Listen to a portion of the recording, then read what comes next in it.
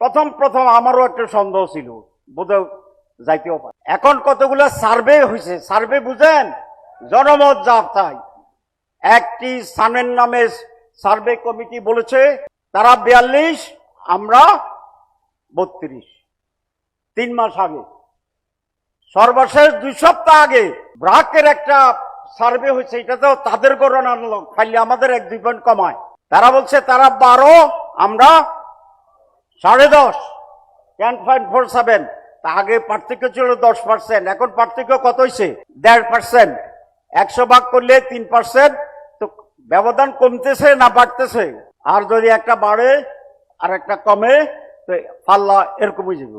তাহলে আপনারা যে যাইবেন, যাইয়া করবেন, এই গ্যারান্টি কোথায় পেলেন? এখানে ষড়যন্ত্রের গন্ধ পাওয়া যায়। আমরা যারা পিয়ার চাই, যারা সংস্কার চাই, যারা দুর্নীতিমুক্ত বাংলাদেশ চাই, সবাই মাঠে আবার ঐক্যবদ্ধভাবে, যৌথভাবে আমরা এই দাবি পূরণে সরকারকে বাধ্য করব। যে জনগণ আপনাদেরকে গদিতে বসাইছে, সেই জনগণ এখনো মরে নাই, চেতনা যায় নাই। অনেকে ভাবছেন আমরা বিভক্ত হয়ে গেছি আর চেতনা নাই, আছে। যদি না থাকতো শেখ হাসিনা টুস করছে আর 32 নম্বর শেষ, সব আবার এক হয়ে গেছে না? এইবারও পিয়ার যদি না দেন, সুষ্ঠু নির্বাচন যদি না করেন, পিয়ার তো আপনিই বলছেন প্রস্তাবে, upper house peer. Upper house মানে কি? তাল গাছের পুরাটার উপরেরটা হচ্ছে পিয়ার, আপার হাউস। তো নিচেরটা যদি কিচ্ছু না হয় তো উপরে যাবেন কেমনে? কথা বুঝা গেছে? উপরেরটা ফিয়ার, নিচেরটা ডিয়ার। তাহলে উপরে ফিয়ারে যাইতে হলে নিচে তো ফিয়ার হইয়া বাইরে, সেই বাইরে তো যাইতে হইব। এই কথাটা ওনারা বুঝে না। এই মুহূর্তে দরকার পিয়ারের সরকার, এটা এখন স্লোগান। আর ওনারা বলে আমরা ডেমোক্রেসি বিশ্বাস করি। ডেমোক্রেসি মানে হচ্ছে অধিকাংশ মানুষের মত। তো পিয়ারে তো 72% মত দিছে। তাহলে জনগণ পিয়ার বুঝে না? বুঝে না? না বুঝলে 72 দিছে কেমনে? না দিলে 39 দেয় নাই কেমনে? তাহলে বুঝে, তো বুঝে বুঝে তো 71 ভাগ দিছে। তো 71 ভাগ দিলে এটা মেজরিটি, এটা তো গণভোট। গণভোট হয়ে গেছে পিয়ারের ব্যাপারে। আর যদি আইনি ভিত্তিতে চান, এটা গণভোটটা হয়েছে, তবে এরকম হয়েছে যেরকম এই সরকার আপাতত সংস্কার হয়েছে বলতেছে, গণভিত্তি হয়নি। পিয়ারও হয়েছে, সংস্কারও হয়েছে, দুইটার কোনো আইনগত ভিত্তি হয় নাই। এই জন্য পিয়ারকেও গণভোটে দেন, সংস্কারকেও গণভোটে দেন, নির্বাচন কয় তারিখে হবে এটাও গণভোটে দেন। সবটা মিলে একটা প্যাকেজ গণভোট করেন। জনগণ যাহা বলিবে আমরা তাহাই মানিয়া নিব। আমরা কি ডেমোক্রেসির কথা বলছি না স্বৈরতন্ত্রের কথা বলছি? ডেমোক্রেসি।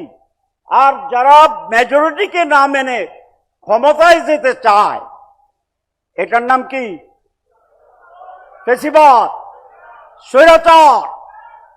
আমাদের বন্ধুরা যখন বলে যে আমরা ক্ষমতায় গিয়ে এটা পূরণ করব, তখন আমি খুব ভয় পাই। কেন ভয় পাই? আপনারা যে ক্ষমতায় যাবেন, এই গ্যারান্টি পাইলেন কোথায়?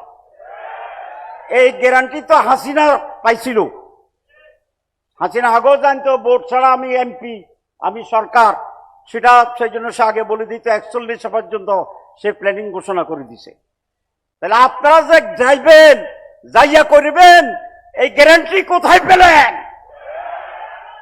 এখানে ষড়যন্ত্রের গন্ধ পাওয়া যায়,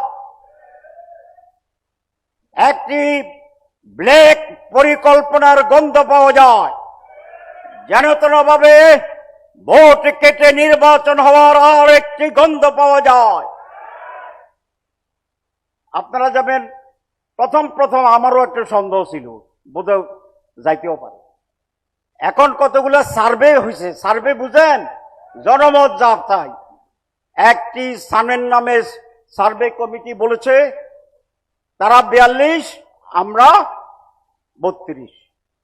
3 মাস আগে, সর্বশেষ 2 সপ্তাহ আগে ব্রাকের একটা সার্ভে হয়েছে, এটা তো তাদের গণনার লোক, খালি আমাদের 1-2 পয়েন্ট কমায়। তারা বলছে তারা 12, আমরা 10.5, 10.47। তা আগে পার্থক্য ছিল 10%, এখন পার্থক্য কত হয়েছে? 1.5%। 100 ভাগ করলে 3%, তো ব্যবধান কমতেছে না বাড়তেছে? মাত্র 1.5% পার্থক্য হয়েছে। আরো 5 মাস আছে, আরো অনেক চাঁদাবাজি আছে, আরো অনেক দখল আছে, আরো অনেক পাথর দিয়ে মানুষকে জীবিত মারি ফেলা আছে। এগুলোকে হইব না হইতো না? সম্ভাবনা আছে, সম্ভাবনা আছে। পার্সেন্টেজ কমবো ইনশাআল্লাহ। তার সাথে এই যে এখানে আসি বলছে সব যদি যোগ হয় তাহলে এখনো প্রায় কাঁধে কাঁধ, সমানে সমান। আর যদি একটা বাড়ে আর একটা কমে তো পাল্লা এরকম হইতে পারেনি।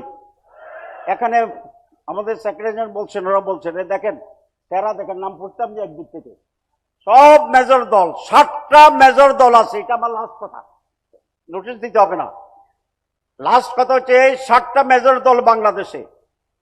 একটার নাম বিএনপি, একটার নাম জামাত ইসলাম, একটার নাম ইসলামী আন্দোলন, একটার নাম এনসিপি, একটার নাম আমাদের বাচ্চাবাদের ইসলামী খেলাফত মজলিস, 2-3 যেটাই আছে, নেজামে ইসলাম, তারপরে খেলাফত মজলিস, এরপরে বাংলাদেশ খেলাফত মজলিস, এরপরে খেলাফত আন্দোলন, এরপরে গণ অধিকার, এনসিপি, সবগুলা যোগ, শুধু একটা দল বাইরে আছে, সেই দল ভার্সাস আর সব প্রধান দল এক কাতারে। তাইলে তাইলে আল্লাহর রহমতে, বলেন আল্লাহর রহমতে, ইনশাআল্লাহ, আল্লাহর দয়ায়, আল্লাহর ব্লেসিং এ এদেশের মানুষের কল্যাণের জন্য, মুক্তির জন্য 54 বছর আমরা স্বাধীনতা ভোগ করতে পারি নাই। সেই জন্য গায়েবী মদদে ইনশাআল্লাহ আল্লাহর ইচ্ছা যেভাবে বিপ্লব হয়েছে জুলাই মাসে, আগামী নির্বাচনে এরকম একটি পজিটিভ বিপ্লব হবে। এই সবাইকে ধন্যবাদ। শেষ কথা, আমরা যারা পিয়ার চাই, যারা সংস্কার চাই, যারা দুর্নীতিমুক্ত বাংলাদেশ চাই, সবাই মাঠে আবার ঐক্যবদ্ধভাবে, যৌথভাবে আমরা এই দাবি পূরণে সরকারকে বাধ্য করব। আবার একটা শেষ কথা, কিন্তু আমরা চাই না এত রক্তপাতের পরে আবার উত্তেজনা রাজপথে। আমরা শান্তি চাই, সমৃদ্ধি চাই, সমঝোতা চাই। 2টা প্রস্তাব দিয়ে শেষ করব যেটা আসছে। এক, প্রধান উপদেষ্টা মহোদয়, আপনার প্রতি সুনির্বন্ধ অনুরোধ, নির্বাচন নিয়ে আপনি দলগুলোর সাথে বসেন, আলাপ আলোচনা করেন, একটা রাস্তা বের করেন। আর বিএনপি সহ সকল দলের প্রতি অনুরোধ, মেজর দলগুলো আসেন, আমরা ইন্টার পার্টি দলে দলে ডায়লগ করি, আলাদাভাবে আমরা সকল দিল মিলে রাউন্ড টেবল করি, করে সত্যিকার অর্থে কাঙ্ক্ষিত বাংলাদেশ গড়ার জন্য একটি সুন্দর রাস্তা, সমঝোতায় আমরা আসি এবং উৎসব মুখর একটি নির্বাচন এই জাতিকে উপহার দেওয়ার জন্য চেষ্টা করি। সবাইকে ধন্যবাদ।